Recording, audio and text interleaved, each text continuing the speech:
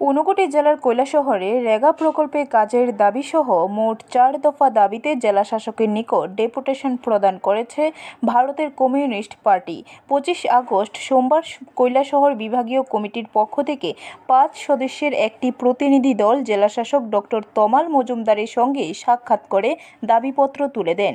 ডেপুটেশনের নেতৃত্ব দেন দলের ত্রিপুরা রাজ্য কমিটির সদস্য সাইয়েদ আলী বাদশাহ।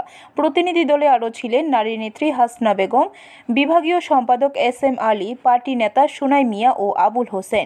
ডেপুটেশনের প্রধান 4টি দাবি ছিল আসন্ন দুর্গাপূজা উপলক্ষে গৌরনগর ও চণ্ডীপুর ব্লকের প্রতিটি গ্রাম পঞ্চায়েতে রেগা প্রকল্পের ন্যূনতম 15 দিনের কাজ বরাদ্দ নিশ্চিত করা, লক্ষ্মীচড়া ব্রিজ থেকে শ্মশানঘাট পর্যন্ত বাঁধ সংস্কার করে ইট সোলিং করে চলাচলের উপযুক্ত করা, জেলা হাসপাতালের সম্মুখে ও চিরাকুটি ট্রাই জংশনে স্থায়ী ট্রাফিক পয়েন্ট স্থাপন করে যানজট ও দুর্ঘটনা রোধ, গৌরনগরের সপরিকান্দি থেকে কালের কান্দি পর্যন্ত জলাবদ্ধ জমির জঙ্গল ও আবর্জনা পরিষ্কার করে কৃষিযোগ্য করে তোলা।